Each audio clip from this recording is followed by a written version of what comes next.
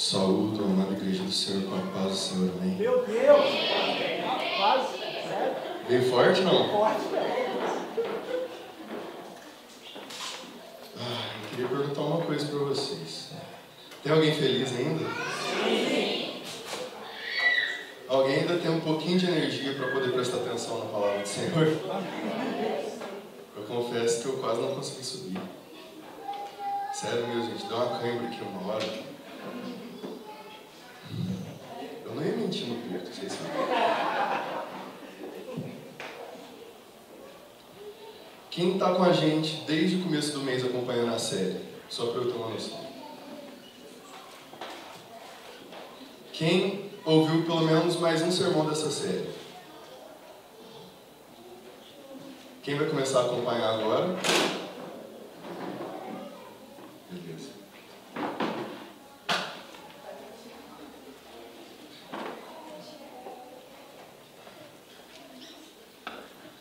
Para quem está chegando agora, esse mês nós estamos conversando sobre talmidins, ou seja, os discípulos de Jesus.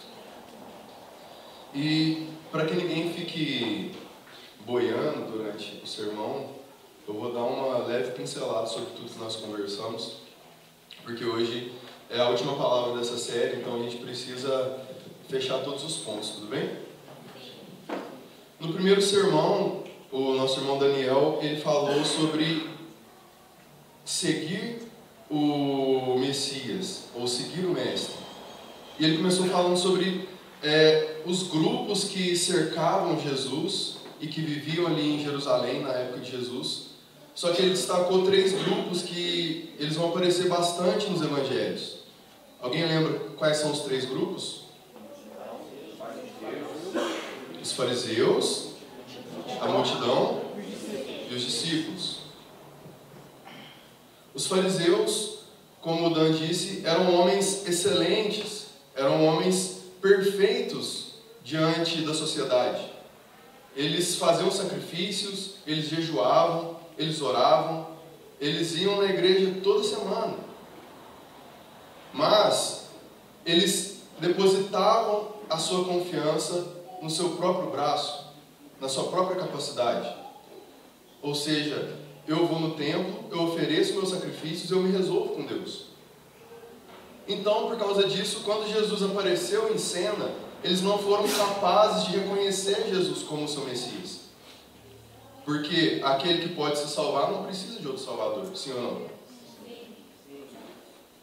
E o Daniel conversou ainda sobre um segundo grupo, o grupo da multidão.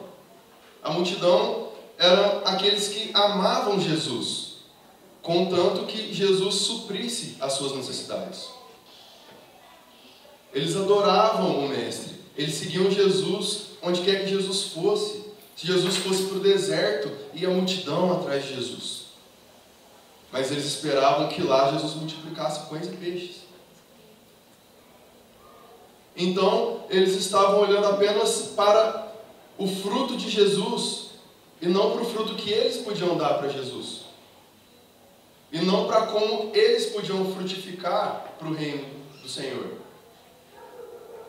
Então, assim que Jesus ele vira a mesa, assim que Jesus ele revela o seu propósito, quando ele diz: aquele que não come da minha carne, que não bebe do meu sangue, não tem parte de mim, então toda a multidão se dispersa. Porque Jesus é aquele que deve me servir. Mas ainda fica um grupo de pessoas depois desse sermão de Jesus. E aí nós demos início à nossa série sobre os discípulos de Jesus, sobre os talmidins. Então, o Daniel nos ensinou que o talmidim, o discípulo, é aquele que ele era tão submisso ao seu mestre, ele desejava tanto aprender com o seu Senhor, que durante a jornada ele se sujava com a poeira das sandálias do seu mestre. Então guarda isso. O discípulo, ele precisa estar sujo com a poeira das sandálias do seu Senhor.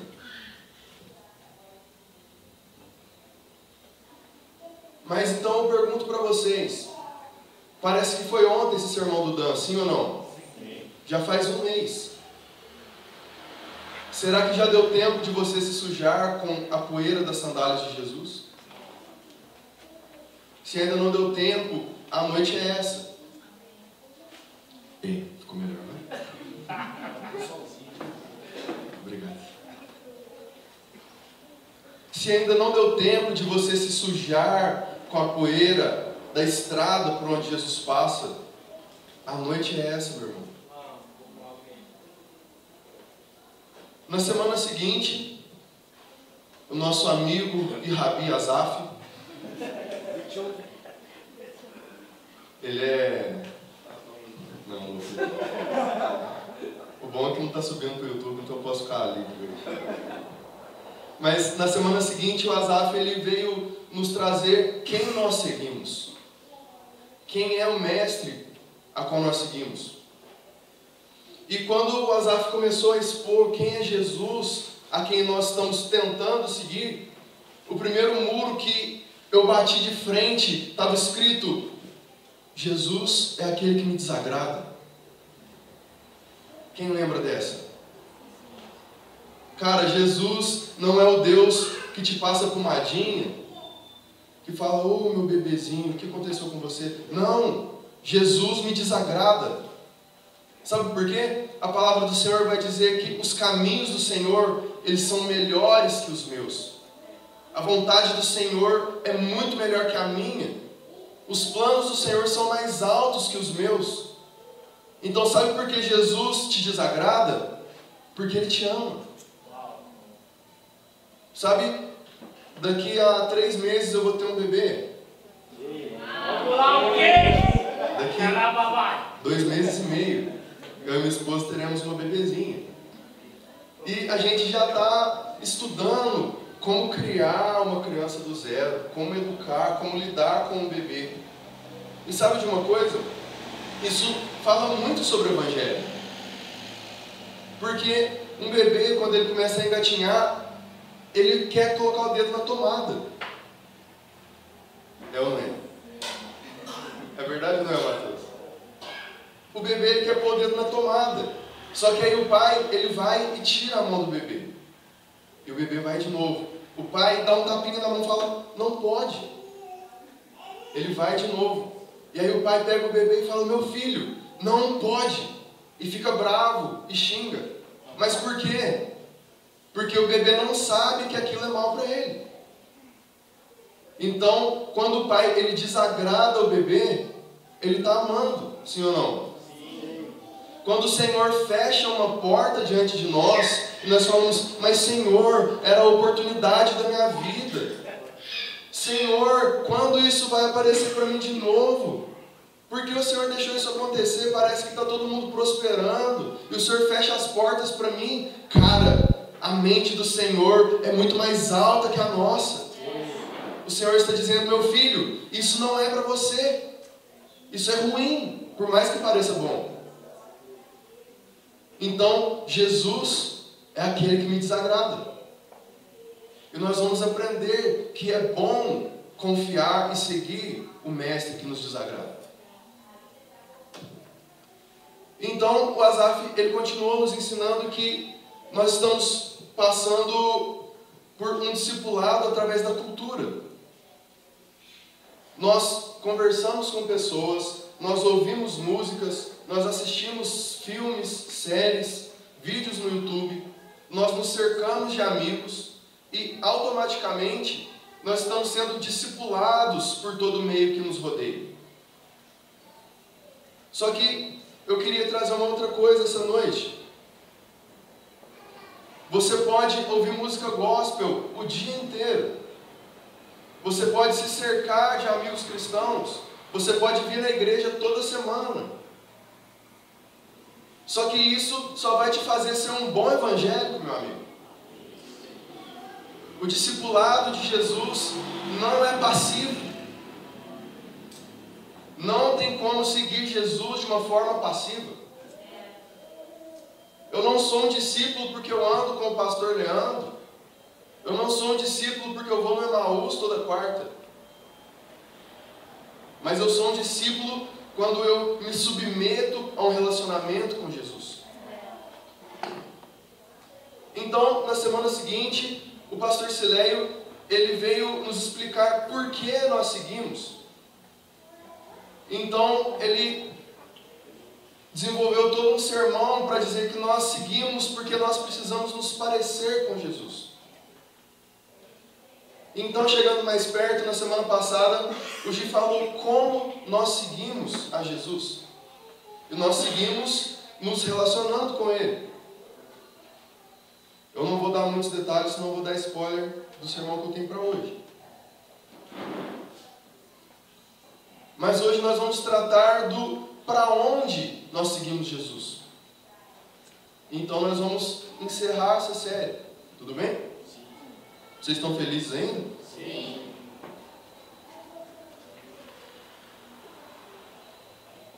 Abre comigo em Mateus capítulo 28.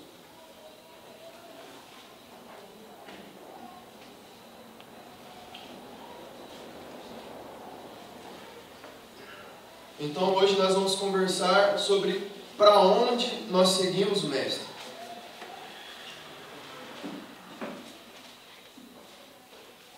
E eu queria que esse nosso sermão fosse como uma cebola. À medida que nós descascamos, de que nós escamamos, nós vamos chegar mais para o centro da mensagem. Tudo bem? Mateus 28, a partir do verso 18, o texto vai dizer o seguinte: Jesus se aproximou deles e disse: toda a autoridade no céu e na terra me foi dada. Portanto, vão e façam discípulos de todas as nações, batizando-os em nome do Pai, do Filho e do Espírito Santo.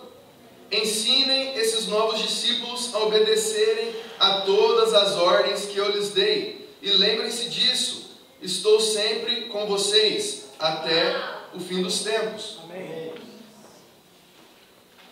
Então, vão e façam discípulos de todas, repita comigo, todas as nações. Todas as nações. Então, esse é o primeiro lugar por onde nós vamos seguir Jesus. Vamos lá. Todas as nações. Abre comigo agora em 2 Coríntios, capítulo 5.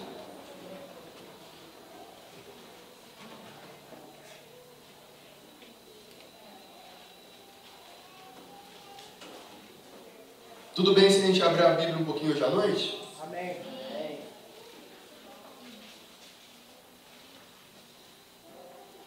Então, o primeiro lugar por onde nós vamos seguir o nosso Mestre é pelas nações.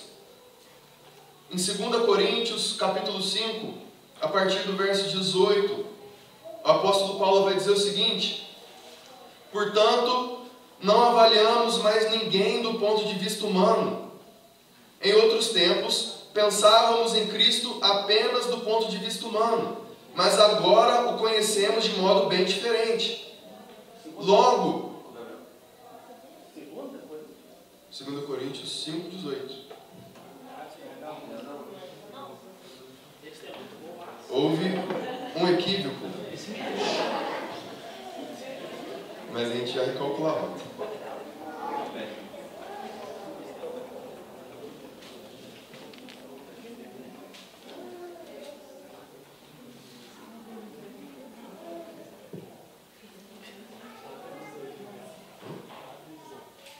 Coríntios 4, 18 me sopraram aqui. Obrigado aos universitários. Alguém vai dando glória enquanto a gente Glória a acha. Deus. 2 Coríntios 4, 18. Aleluia. Não, é 5, 18 mesmo, irmãos. Ainda bem que a gente não foi muito longe. Eu vou ler aqui na Almeida, revista atualizada, para fácil compreensão dos irmãos. 2 Coríntios 5, verso 18, Almeida, revista atualizada.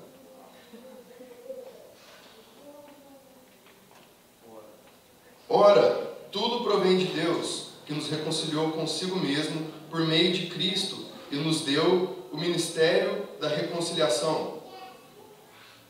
A saber que Deus estava em Cristo reconciliando consigo o mundo, não imputando aos homens as suas transgressões, e nos confiou a palavra da reconciliação. De sorte que somos embaixadores em nome de Cristo, como se de Deus exortasse por nosso intermédio. Em nome de Cristo, pois, rogamos que vos reconcilieis com Deus. Aquele que não conheceu o pecado, ele o fez pecado por nós, para que nele fôssemos feitos justiça de Deus. É esse texto, aleluia.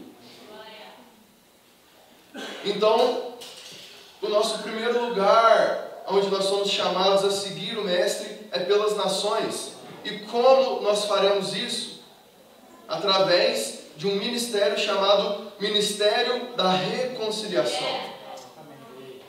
Alguém já ouviu falar desse ministério? Alguém está dentro desse ministério ou não? Todos nós estamos dentro desse ministério. Glória a Deus. Daqui a 15 dias tem culto na rua. Alguém está a fim de exercer esse ministério ou não? Gente, hoje é que dia? O culto na rua é semana que vem. Alguém está a fim de exercer o ministério da reconciliação? Como nós iremos pelas nações? Nós vamos proclamar que Cristo morreu de uma vez por todas para pagar pelos nossos pecados. E agora, todo aquele que reconhece Cristo como seu Senhor, todo aquele que deposita a sua confiança, todo aquele que deposita a sua necessidade de salvação no sacrifício de Cristo, os seus pecados, eles são arrancados e pregados na cruz. E é essa pregação que resume o ministério da reconciliação. Essa pregação que resume o ide de Jesus aos discípulos. Jesus morreu por todos. E hoje todos podem se reconciliar com Ele. Aleluia.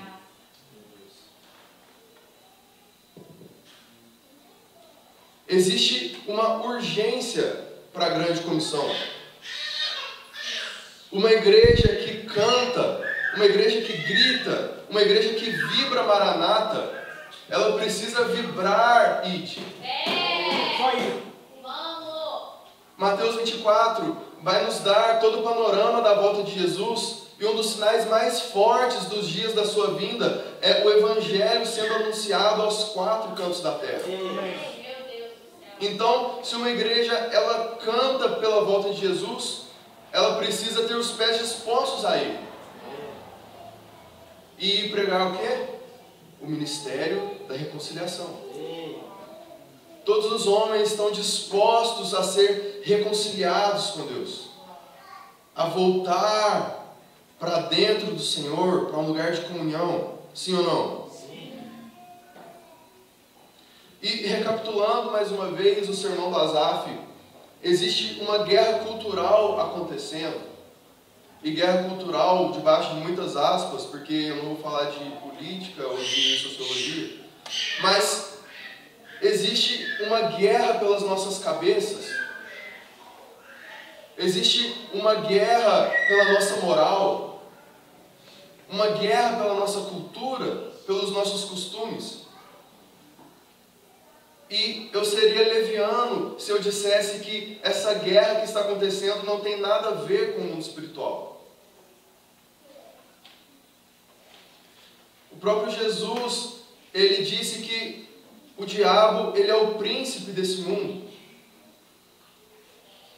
Então, quando nós falamos sobre ide, quando nós falamos sobre pregar o Evangelho, sobre levar a palavra de reconciliação até as nações, nós precisamos falar sobre oração e intercessão. Abre comigo em 2 Coríntios 10. E esse texto está certo.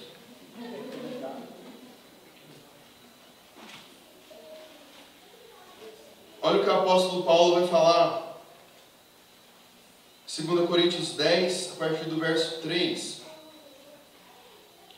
Porque, embora andando na carne, não militamos segundo a carne.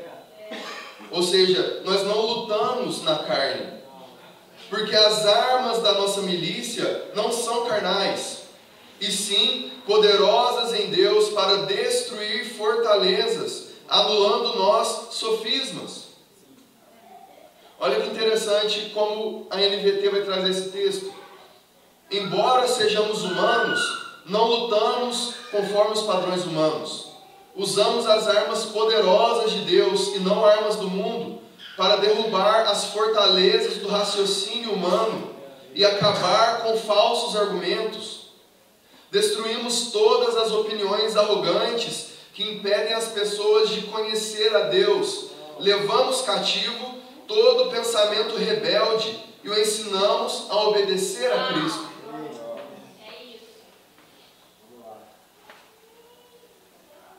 Sabe, meus amigos, não existe evangelismo sem oração. A oração, ela despedaça cadeias. Nesse exato momento, está acontecendo uma guerra espiritual pela minha e pela sua cabeça.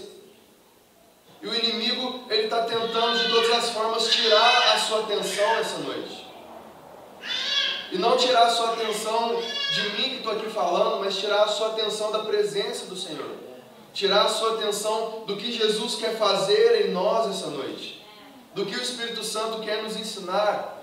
Do que Ele quer mudar dentro de mim e de você. Então, nesse momento, anjos e demônios estão lutando pela nossa atenção. Estão lutando pelas nossas cabeças. E Paulo, ele vai dizer que as nossas armas, elas são poderosas no mundo espiritual para libertar todo o cativeiro ideológico, para libertar toda a prisão mental que o diabo tem colocado.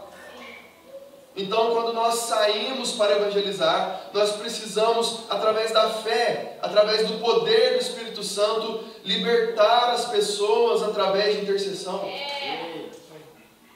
Quantas vezes você já tentou falar de Jesus para alguém e parece que a palavra entrou num ouvido e saiu no outro? As pessoas estão com entendimento cego, estão com entendimento surdo à palavra do Senhor. E nós precisamos libertá-las através da oração.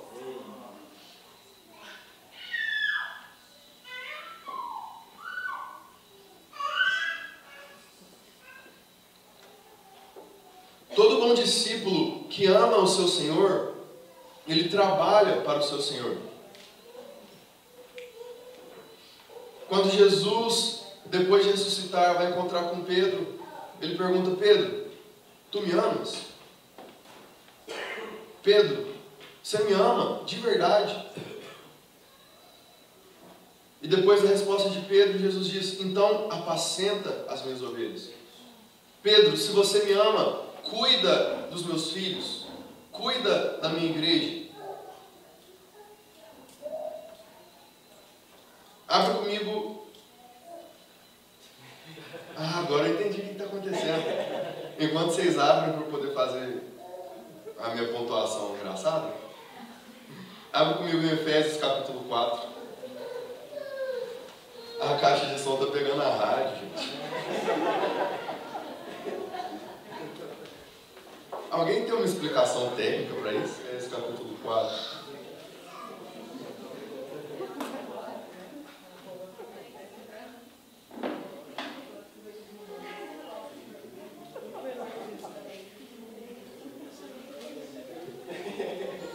Estou tocando sangue cruz lá. Será que é?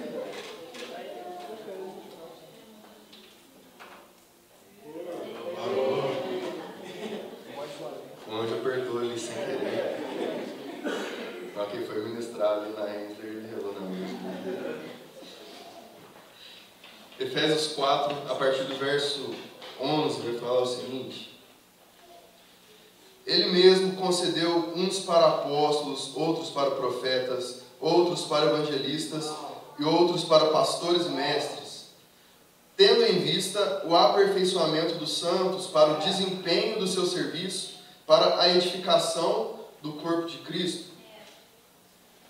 Então agora nós vamos entrar na segunda camada, para onde Jesus nos leva em discipulado. Nós vamos às nações, mas antes de ir às nações nós precisamos ir para a igreja. Alguma flecha se lança sozinha? Alguém já viu uma flecha do nada saindo assim? É necessário um arco.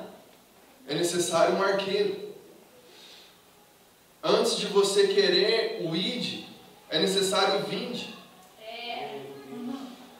Jesus primeiro nos lança a igreja, tendo em vista o aperfeiçoamento dos santos para a edificação da igreja de Jesus.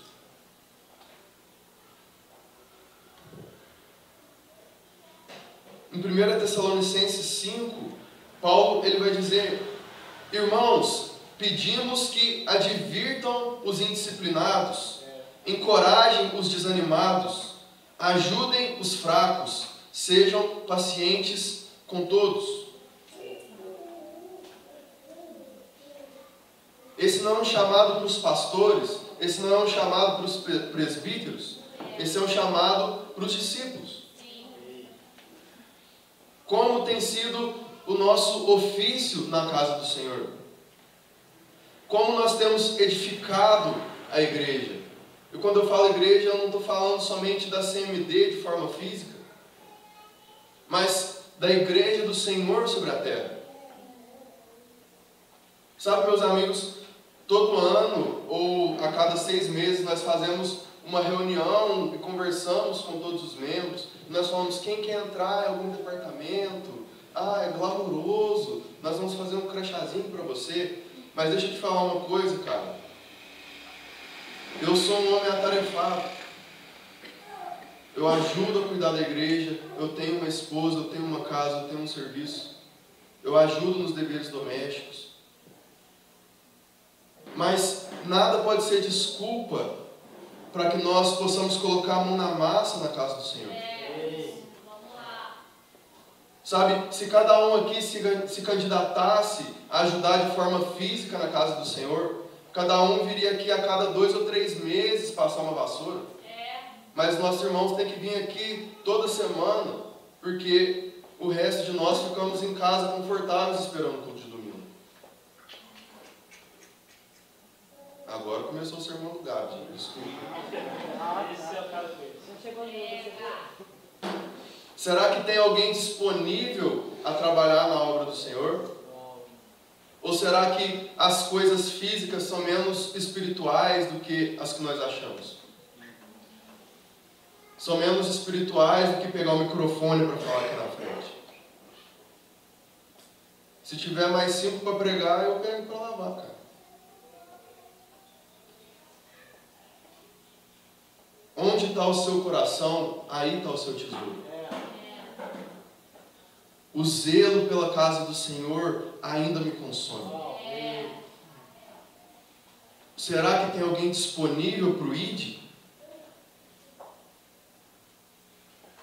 Porque quando o Senhor ele vira para Isaías e fala: quem há de ir por nós?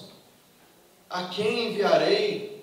Nós queremos as nações, nós queremos os púlpitos, nós queremos que o nosso sermão saia no YouTube. Mas nós não queremos dar um abraço em quem entra na igreja. Nós não queremos tirar o lixo do banheiro.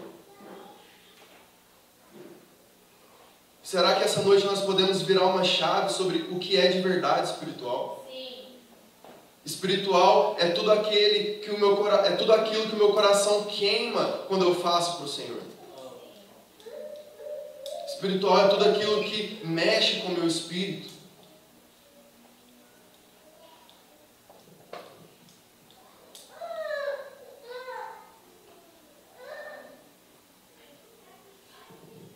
O terceiro lugar para onde eu queria dizer que o Senhor nos leva o discipulado é para dentro das nossas próprias casas. Sabe por quê? Para mim seria muito fácil pegar o microfone aqui todo domingo, colocar uma roupa bonita, apesar de que essa aqui eu uso todo culto, e colocar uma pose de homem de Deus. E pegar o meu violão e falar: levanta suas mãos, abre a sua boca. Para mim é muito fácil fazer isso. Difícil é mostrar para minha esposa todo dia que eu sou crente. Difícil é o dia que eu brigo com a minha esposa, eu precisar pedir perdão para ela e reconhecer que eu errei. Difícil, às vezes, é me livrar das distrações e do meu descanso quando eu chego em casa e fazer um culto doméstico. E eu estou falando isso porque eu peco nisso.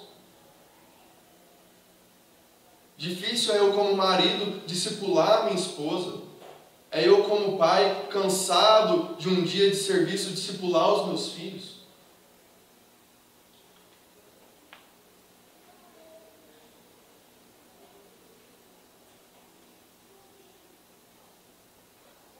Em 1 Timóteo, capítulo 5, verso 8,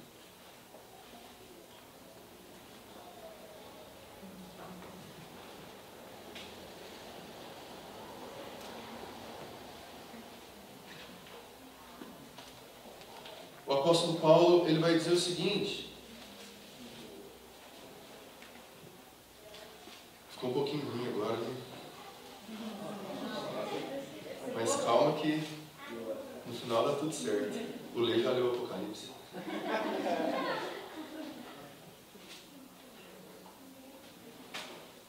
1 Timóteo, capítulo 5, versículo 8. O apóstolo Paulo vai dizer o seguinte: aqueles que não cuidam dos seus, especialmente dos da sua própria família, negaram a fé e são piores que os descrentes.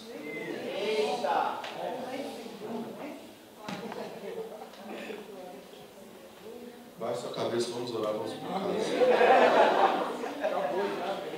A gente começa a rir de nervoso, né? Porque com Jesus, o buraco é um pouco mais embaixo. Ou melhor, a porta é um pouco mais estreita.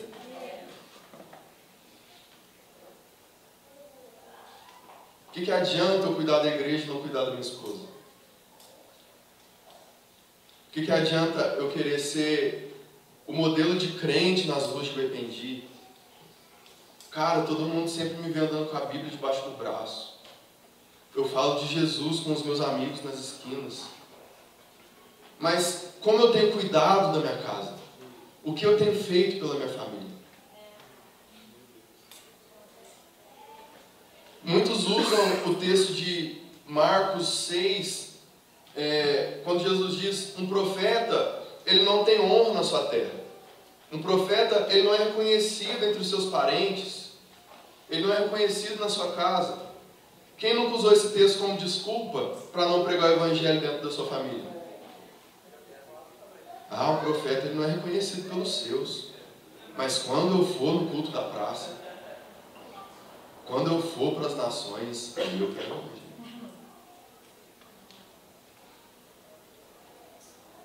Como nós temos cuidado das nossas casas? Será que se nós fôssemos de fato discípulos de Jesus dentro das nossas casas, mais familiares nossos não estariam aqui essa noite? Pensa comigo, meus irmãos. É uma reflexão de verdade. Se a gente fosse crente de verdade dentro de casa, será que mais os nossos familiares não estariam com Jesus hoje?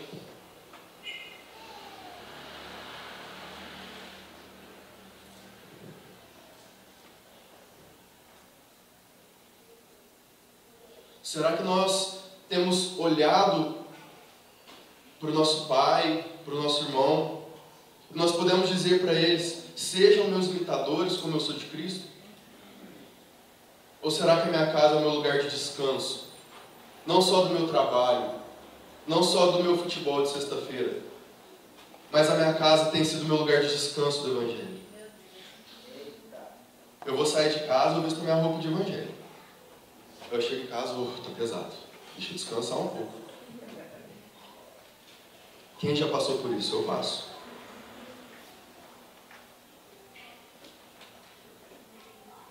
Não adianta eu querer ir para as nações sem antes ir para a igreja.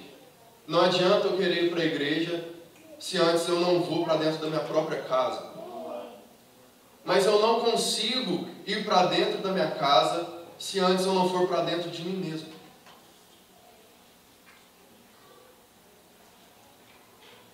Basta ao discípulo ser igual ao seu mestre. basta ao servo ser igual ao seu Senhor. Que discípulo eu, Gabriel, tenho sido quando ninguém está me vendo? Que cristão eu sou quando não tem ninguém na minha casa? Ou então quando eu estou convivendo com estranhos que nem sabem que eu vou na igreja? Que cristão eu sou quando ninguém vê? E aí o buraco fica mais embaixo. Só quando nós nos sujeitamos a um relacionamento de verdade com Jesus. E aqui eu não estou falando, eu tenho um relacionamento com o Senhor, eu jejuo, eu subo no monte. Não, cara. Eu fecho a porta do meu quarto e eu converso com Deus. Eu me exponho, eu falo, Senhor, eu não estou conseguindo fazer isso. Senhor, eu tenho pecado nisso, eu tenho falhado nisso. Muda o meu caráter, Senhor. Só quando eu me sujeito a um relacionamento de verdade com Jesus, quando eu me deixo ser discipulado na minha alma, nos meus pensamentos, nas minhas ações, nos meus desejos, só então eu me torno apto a seguir Jesus da porta para fora.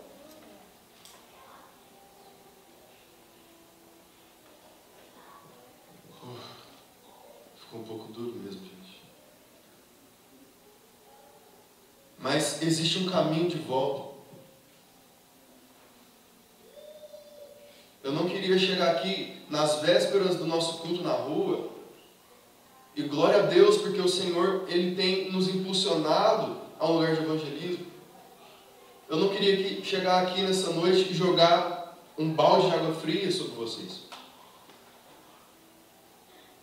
Mas eu também não podia ser negligente de sustentar um fogo de evangelismo sem olhar como está o nosso suporte. Como está a nossa base.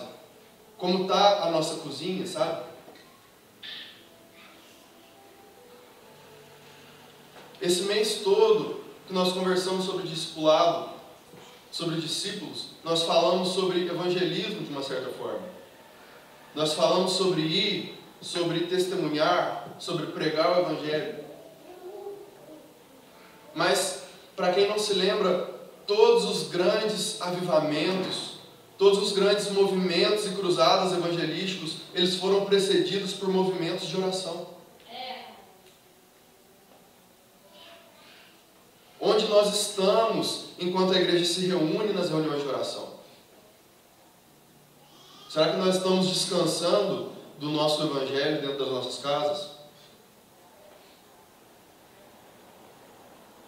Ou será que o Senhor ainda pode encontrar em nós aqueles que batem no peito e falam, envia-me a mim? Jesus, se não tiver ninguém, envia-me a mim. Sabe, Jesus, eu abro mão do tempo que eu tenho gasto com coisas supérfluas. Eu abro mão do meu futebol se for preciso. Eu abro mão da minha Netflix se for preciso. Eu deixo até de ver Naruto se for preciso. É sobre isso. Eu já estou acabando, glória a Deus. Mas Jesus, o Senhor tem a minha disposição.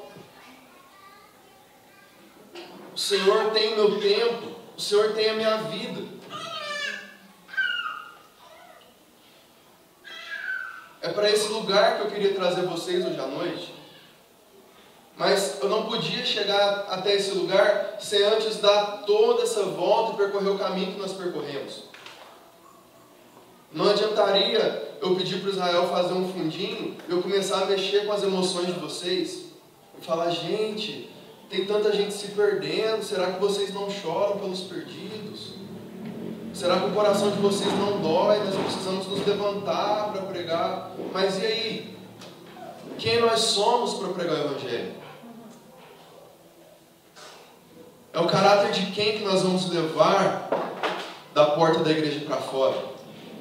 Se for o meu, cara, aí o mundo está perdido mesmo. Mas será que eu tenho aprendido do caráter de Jesus?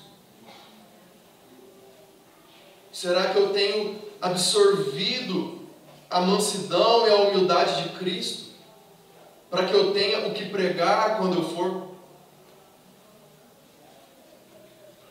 Basta ao seu discípulo ser igual ao seu mestre, nem melhor nem pior, nem um pouquinho para lá, nem um pouquinho para cá, mas igual ao seu mestre.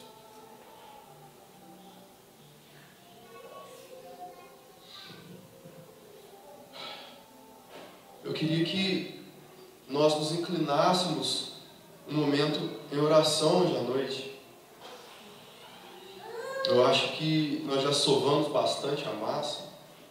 E agora que tudo isso já foi dito, eu espero de verdade que o Espírito Santo ele tenha remoído dentro de vocês. Porque eu apanhei bastante desse sermão antes de trazer ele aqui.